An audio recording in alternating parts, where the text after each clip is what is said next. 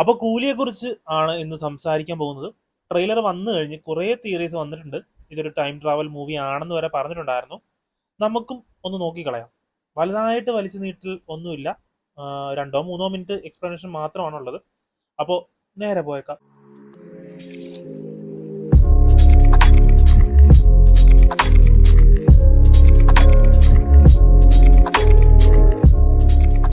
ആദ്യം തന്നെ പറഞ്ഞേക്കാം, ഇതൊരു ടൈം ട്രാവൽ മൂവി ആണോ?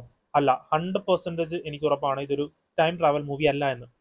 മിക്കവരും ആ ഒരു വാച്ചിന്റെ സീൻസ് ഒക്കെ കണ്ടിട്ടാണ് ഈ ടൈം ട്രാവലിനെ കയറി പിടിച്ചേക്കുന്നത്. സത്യം പറഞ്ഞാൽ 24 സിനിമ കണ്ടു കഴിഞ്ഞ് ഇപ്പോൾ വാച്ചിന്റെ സീൻസ് അങ്ങനെ കാണിക്കാൻ പറ്റാത്ത അവസ്ഥയായി. ഉടനെ തന്നെ അതിനെ ടൈം ട്രാവൽ മൂവി ആക്കി കളയും. ഇനി ട്രെയിലറിൽ നിന്ന് മനസ്സിലായ അധികം കൺഫ്യൂഷൻ അടുപ്പിക്കാതെ തോന്നിയ കാര്യം പറയാം. സത്യരാജന്റെ മകളാണ് ശ്രുതി ഹാസൻ. പിന്നെ സത്യരാജന്റെ ക്യാരക്ടർ ഇലക്ട്രിസിറ്റി ആയിട്ട് ബന്ധപ്പെട്ട ഒരു കാര്യം, അങ്ങനെ ഒരാളാണ്. സത്യരാജന്റെ കൂടെ ശ്രുതി ഹാസനും ഉണ്ട്. അത് പറയാനുള്ള കാരണം എന്താണെന്ന് വെച്ചാൽ, ആളുകളെ കെട്ടിയിടുന്ന സീൻസ് ഇതിൽ കാണിക്കുന്നുണ്ട്. അതൊരു ലേഡിയാണ് കെട്ടിയിടുന്നത് എന്ന് ഉറപ്പാണ്. ഒന്ന് ശ്രദ്ധിച്ച് നോക്കിയാൽ മതി. ആ ഒരു ലേഡി ഇട്ടിരിക്കുന്ന സെയിം വാച്ച് തന്നെയാണ് ഇതിൽ ശ്രുതി ഹാസൻ കെട്ടിയിരിക്കുന്നത്. അപ്പൊ ആ ഒരു കണക്ഷനാണ് ഞാൻ ഉദ്ദേശിച്ചത്. ഒരു പോയിന്റിൽ വെച്ച് സത്യരാജന്റെ ക്യാരക്ടറിനെ കാണാതാവുകയോ പുള്ളിക്കാരനെ ആരെങ്കിലും കൊന്നുകളയാനോ ഉള്ള ചാൻസ് ഉണ്ട്. ഇത്തരം കാര്യങ്ങളാണ് ട്രെയിലർ കാണുമ്പോൾ തന്നെ ഏകദേശം നമുക്ക് മനസ്സിലാകുന്നത്. ഇനിയാണ് കഥയുടെ ആരംഭം. ഈ നാഗാർജുനയുടെ കൺട്രോളിലുള്ള പോർട്ടാണ് നമ്മൾ ട്രെയിലറിൽ കാണുന്നത്.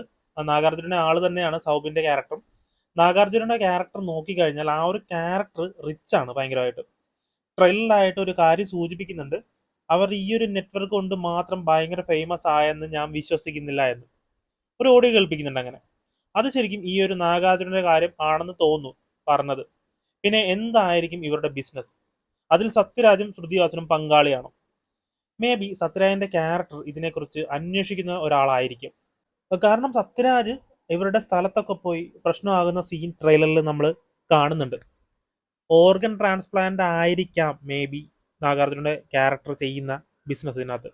അത് പറയാനുള്ള കാരണം എന്താണെന്ന് വെച്ചാൽ, ശ്രുതിഹാസന്റെ ക്യാരക്ടർ കണ്ടെയ്നർ തുറക്കുന്ന ഒരു സീനുണ്ട് ഇതിനകത്ത്. എന്ന് പറഞ്ഞാൽ കണ്ടെയ്നർ തുറക്കുമ്പോൾ അതിന്റെ ഫ്രണ്ടിലായിട്ട് നിൽക്കുന്ന ഒരു സീനുണ്ട്. ഒന്ന് ശ്രദ്ധിച്ച് നോക്കിക്കഴിഞ്ഞാൽ മനസ്സിലാവും, ഒരു ഡെഡ് ബോഡി ആണെന്ന് മനസ്സിലാവുന്നുണ്ട് തുറക്കുമ്പോൾ തന്നെ കാണുന്നത്. അതുപോലെ തുടക്കം പറഞ്ഞൊരു കാര്യമില്ലേ, ശ്രുതിഹാസൻ കുറച്ച് പേരെ കെട്ടിയിടുന്നു എന്ന് പറഞ്ഞത്. മേ ബി അതൊക്കെ ഡെഡ് ബോഡീസ് ആയിക്കൂടെ? ഈ നാഗാർജുനയുടെ ആളുകൾ അവർക്ക് ആവശ്യമുള്ള ഓർഗൻ എടുത്തു കഴിഞ്ഞതിന് ശേഷം ആ ബോഡി ഇവരെങ്ങനെയെങ്കിലും കൊണ്ടുവന്ന് ടെസ്റ്റ് ചെയ്യുന്നത് ആയിക്കൂടെ? ഇവർക്ക് കൂട്ടായിട്ട് ഒരു പക്ഷേ ഉപേന്ദ്രയും കാണും. ഇതിനെക്കുറിച്ച് റിപ്പോർട്ട് ചെയ്യും എന്ന് അറിഞ്ഞുകൊണ്ടായിരിക്കാം സത്യരാജന്റെ ക്യാരക്ടറെ ഒന്നെങ്കിൽ കൊന്നു കളയുന്നതോ അല്ലെങ്കിൽ തട്ടിക്കൊണ്ടു പോകുന്നതോ. അത് കഴിഞ്ഞാണെങ്കിൽ തന്നെ ശ്രുതിഹാസന് നേരെയും ഒരു വധശ്രമം വരുന്നുണ്ട്.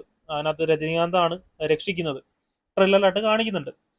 ഇതെല്ലാം കഴിഞ്ഞിട്ടായിരിക്കും നമ്മുടെ തലൈവരുടെ എൻട്രി. ബാക്കിയൊക്കെ നമുക്ക് ഊഹിക്കുന്നതല്ലേ ഉള്ളൂ. മുമ്പത്തെ ഗാങ്സ്റ്റർ ആണ്, സ്വന്തം കൂട്ടുകാരന് വേണ്ടി തിരിച്ചു വരുന്നതാകാം. പിന്നെ അമീർ ഖാന്റെ ഒരു ക്യാരക്ടർ ഒരു പക്ഷേ രജനീകാന്തിന് എഗെയിൻസ്റ്റ് ആയിട്ട് വരുന്ന ക്യാരക്ടർ ആകാൻ ഒരു ചാൻസും ഞാൻ കാണുന്നില്ല. അമീർ ഖാന്റെ ക്യാരക്ടർ അവസാനം റോളക്സിന്റെ എൻട്രിയൊക്കെ പോലെ കാത്തിരിക്കേണ്ട ആവശ്യമില്ല. പിന്നെ വേറൊരു കാര്യം പറയാനുള്ളത്, ഇത് എൽസി അല്ല എന്ന് എനിക്ക് ഏകദേശം ഉറപ്പാണ്. കാരണം അതിനൊരു സാധ്യതയില്ല. എൽസി തന്നെ ആണെന്ന് പറഞ്ഞ് കണക്ഷൻ കണ്ടുപിടിക്കുന്നവരോടൊന്നും പറയാനില്ല. അപ്പോൾ നിങ്ങൾക്ക് എന്താണ് തോന്നുന്നത്? ഒന്ന് കമന്റ് ചെയ്തേക്ക്. വീഡിയോ ഇഷ്ടപ്പെട്ടെങ്കിൽ ലൈക്ക് ചെയ്യുക, ഷെയർ ചെയ്യുക.